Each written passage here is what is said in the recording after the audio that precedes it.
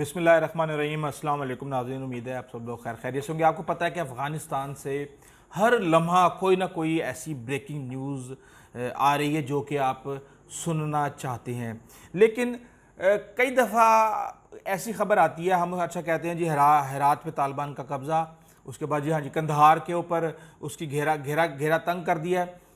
ये सारा सिस्टम, ये सारी कहानी, ये सारी लड़ाई, अमेरिका, चीन, रूस, पाकिस्तान, भारत, ईरान, ये सारा क्या खेल है और इस वक्त वहाँ पे जो कहते हैं ना कि मदारी बंदर को कैसे नचा रहा है, वहाँ पे कौन किसको नचा रहा है, ये सारी कहानी समझना ज़रूरी है। एक दफ़ा जब आप इस कहानी को समझ जाएंगे तो फिर कोई भी ख़बर जो है, उस ख़बर के पीछे जो मुहर्रिकात हैं वो भी आपको समझ आ जाएंगे। चीन के बारे में बड़ी बातें हो रही हैं जी। तालिबान चीन चले गए और वहाँ पे उनकी बात हो गई। चीन तालिबान क्यों गए, ये बात जानना ज़रूरी है। चीन का क्या इंटरेस्ट है तालिबान के साथ, चीन का क्या इंटरेस्ट है अफ़गानिस्तान के साथ। एक तो ये कहा जाता है कि जी अफ़गानिस्तान के अंदर मादनियात हैं, पता नहीं कितने ट्रिलियन डॉलर की मादनियात हैं। पहले वो रूस निकालना चाहता था, फिर वो अमेरिका निकालना चाहता था, अब चीन निकालना चाहता है। लेकिन चीन को पता है कि पहले रूस और अमेरिका का क्या अंजाम हुआ, और अगर उसने वो रास्ता अपनाया तो नाकामी जो है उसका मुकद्दर बन जाएगी। दूसरी जो इंतहाई अहम चीज़ है, पहले मैं आपको दूसरी से पहली का बता दूं, इसलिए चीन ये चाहता है कि ना तालिबान ना अफ़गान हुकूमत दोनों मेरे साथ मिलके चलेंगे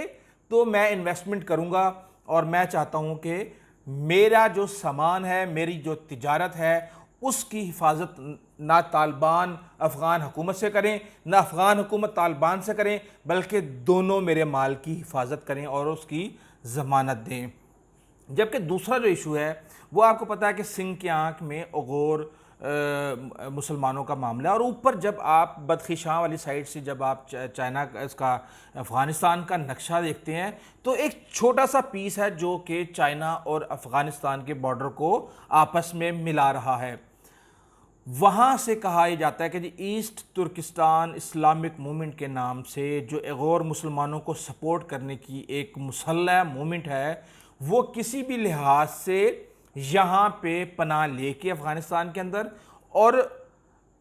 चीन के अंदर दहशतगर्दी की कार्रवाइयाँ करना चाहती है।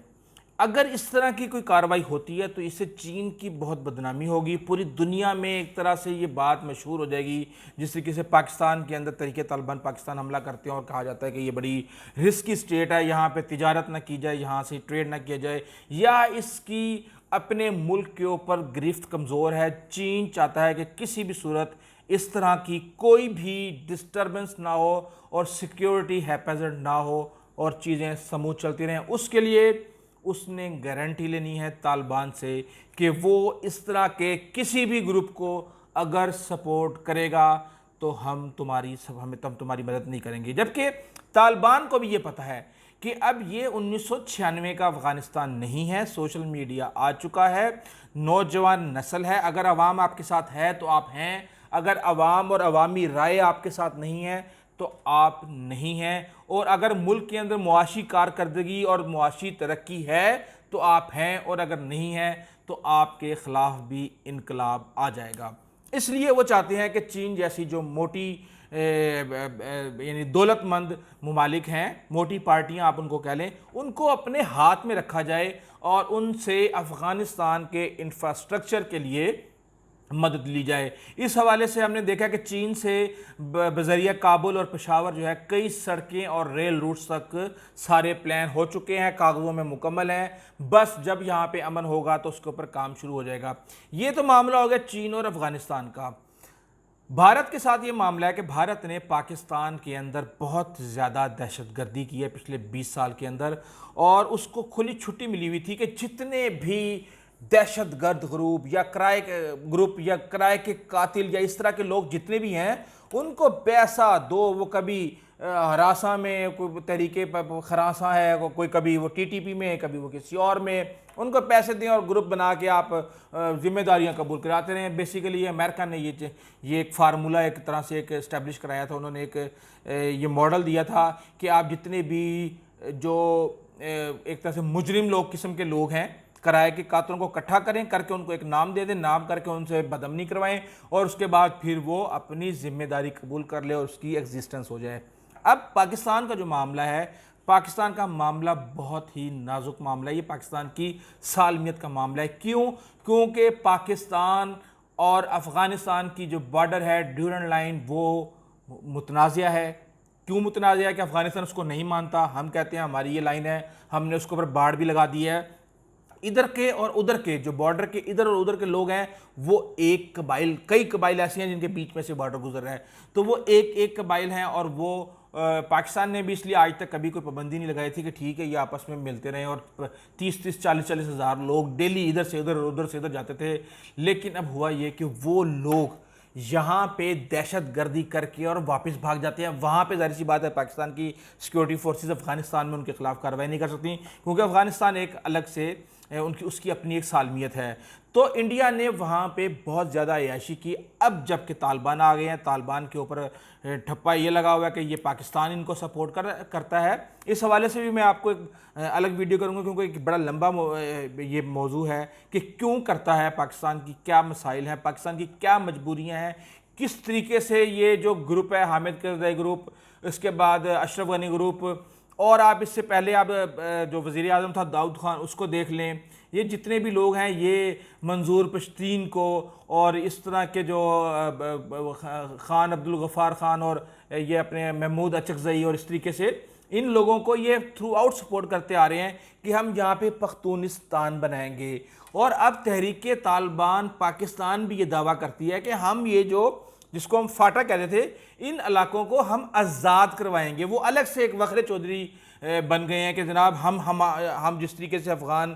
طالبان ہیں وہ ملک کے اندر حکومت کرنے جا رہے ہیں، ہم ادھر پاکستان کی سیکیورٹی فورسز کے ساتھ لڑیں گے اور ہم اس کو الگ اپنا یہاں پہ آزادی دلوائیں گے اس خطے کو۔ ظاہر سی بات ہے پاکستان کی یہ سالمیت کا مسئلہ ہے، اور اس جو کہ پاکستان کی سالمیت کے لیے چیلنج گروپ ہے، اس کو بھارت ہر طرح سے ٹریننگ اور فنڈنگ دے کے پاکستان کے اندر آگ کو بھڑکا رہا ہے۔ یہ دو کھیل ان کے چل رہے ہیں۔ بہت زیادہ انویسٹمنٹ کی ہے بھارت نے، اس لیے کیونکہ یہ کام وہ سمجھتا تھا کہ اس کے خلاف بھی ہوتا رہا ہے۔ جب لشکر طیبہ، جیش محمد، آپ کو پتہ ہے کہ مسعود اظہر کا جو معاملہ تھا کہ قندھار ایئرپورٹ کے اوپر جہاز رکا اور طالبان نے اس کے اندر مصالحت کروائی، اور مسعود اظہر کو بھارت سے رہا کر کے اور یہاں سے جہاز جو ہائی جیک کر کے لے کے آئے تھے اس کو پھر چھوڑا گیا، اور وہ جو قیدی تھا جس نے جہاز کو ہائی جیک کیا تھا اس کو بھی کوئی مسئلہ نہیں ہوا۔ تو وہ ساری قیدی نہیں ہائی جیکر، تو اس کو بھی کچھ نہیں ہوا۔ تو وہ ڈرتے ہیں کہ اگر یہ زمین ہمارے خلاف استعمال ہوئی تو پھر وہ صورتحال ہو جائے گی۔ اس لیے پاکستان اور بھارت اپنی سالمیت کی جنگ اور وہاں پہ اپنا اثر و رسوخ بڑھانے کے لیے کہ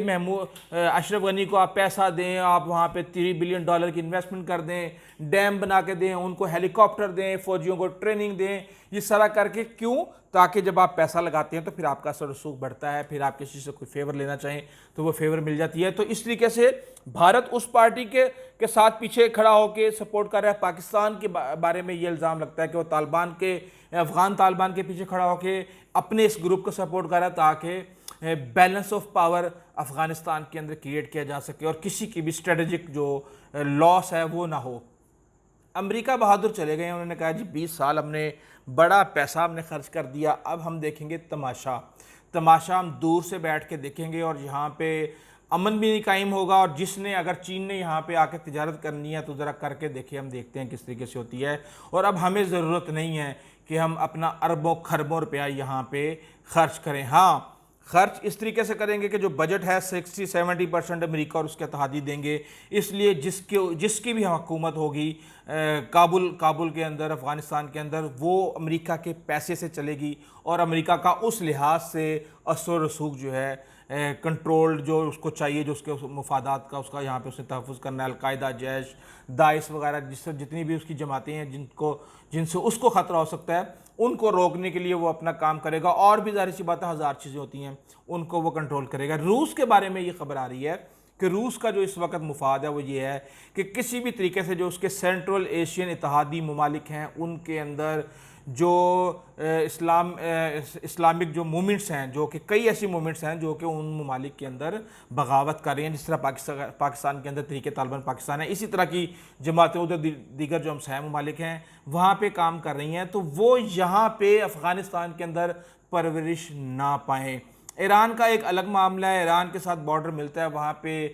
کئی اہل تشیع بھی ہیں، ان کو وہ سپورٹ کرتا ہے، اس لحاظ سے بہرحال طالبان کے ساتھ افغانستان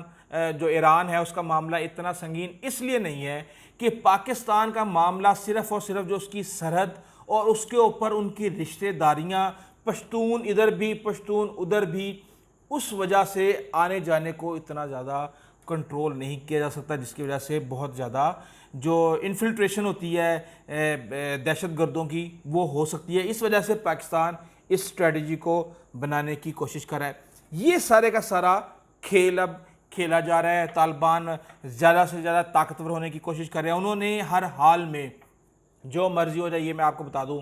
کہ طالبان حکومت بنائیں گے تو اس طریقے کے تحت بنائیں گے جو پوری دنیا ان کو کہہ رہی ہے کہ جی ہم آپ اس طریقے سے حکومت بنائیں گے تو ہم آپ کو مان لیں گے، اگر آپ نے طاقت کے زور پہ حکومت بنائی تو ہم آپ کو نہیں مانیں گے، کیونکہ طالبان چاہتے ہیں کہ پوری دنیا ان کی امداد کرتی رہے، لیکن کس کو کتنا حصہ ملے گا اس چیز کے لیے اس وقت جنگ جاری ہے، اور طالبان اشرف غنی کو بتا رہے ہیں کہ اس کی کتنی طاقت ہے۔ دراصل مسئلہ یہ ہے کہ طالبان کہتے ہیں کہ اسلامی حکومت ہونی چاہیے، اسلامی حکومت ہونی چاہیے، اشرف غنی گھر جائے، ہم آتے ہیں اسلامی حکومت بناتے ہیں، اس کے بعد جس نے اس کے اندر شامل ہونا ہے وہ ہو جائے۔ اشرف غنی کہتے ہیں جناب پہلے ایک آئینی حکومت ہے، کانسٹیٹیوشنل گورنمنٹ ہے یہاں پہ، طالبان آئیں اور آ کے اپنا حصہ لے لیں۔ اب وہ اپنا ایک سسٹم لے کے کھڑے ہوئے ہیں، طالبان اپنا ایک سسٹم لے کے کھڑے ہوئے ہیں، اور وہ کہتا ہے کہ آپ مجھ میں شامل ہو جائیں، اور وہ کہتے ہیں نہیں آپ ہمیں حکومت بنانے دیں، اس کے بعد پھر آپ شامل ہو جائیں۔ یہ لڑائی چل رہی ہے اس کے اندر، لیکن کوشش یہ کی جا رہی ہے کہ کسی بھی طریقے سے اشرف غنی کو سائڈ پہ کر کے، کیونکہ اشرف غنی ان 20-25 پلیئروں میں سے ایک پلیئر ہے افغانستان کے وار لارڈز، جو کہ افغانستان کی قسمت کا فیصلہ کر سکتے ہیں بڑے بڑے، تو وہ جس طرف بھی اپنا پلڑا بھاری کریں گے اس طرف جو ہے ظاہر سی بات حکومت ہوگی، اور اگر وہ نہیں کریں گے تو پھر تقریباً برابر میں ان کو اپنا شیئر مل جائے گا۔ یہ ایک کھیل ہے، اور اس کھیل کے بارے میں اور بہت سے اس کے اینگلز ہیں، انشاءاللہ اپنی جو آئندہ ویڈیو ہے اس کے اندر میں آپ کو الگ الگ کر کے چیزوں کو کہ کس طریقے سے پاکستان کی جو یہ پشتون بیلٹ ہے اس کے کیا مسائل ہیں، سینٹرل ایشیا کے اندر کیا مسائل ہیں، کس قسم کے گروپ ہیں، وار لارڈز ہیں افغانستان کے اندر، وہ کیا رول پلے کر رہے ہیں، جو طالبان کے ساتھ ہوتے ہیں تو طالبان کا قبضہ ہوتا ہے، جو حکومت کے ساتھ ہوتے ہیں تو اس جگہ پہ حکومت کا قبضہ ہوتا ہے، ان کا دراصل ان چھوٹے چھوٹے گروپوں کا اپنے اپنے علاقوں پہ بڑا سٹرونگ ہولڈ ہے، اور وہ وار لارڈز جس کے ساتھ ملتے ہیں وہ علاقہ اس کی فیور میں چلا جاتا ہے۔ شمالی اتحاد کے بارے میں آپ کو پتہ ہے، آپ کو جنرل رشید دوستم کے بارے میں پتہ ہے، حکمت گلبدین حکمت یار کے بارے میں پتہ ہے، اور اس طرح کے بہت سے ایسے پلیئرز ہیں جو کہ اپنا رول پلے کریں گے، اور ایک پورا جرگہ جو ہے وہ افغانستان کے مستقبل کا فیصلہ کرے گا۔ بہرحال اس حوالے سے جو لیٹسٹ اپڈیٹس ہمارے پاس آتی رہیں گی ہم آپ کو دیتے رہیں گے۔ آئندہ تک اجازت دیجیے، اللہ حافظ۔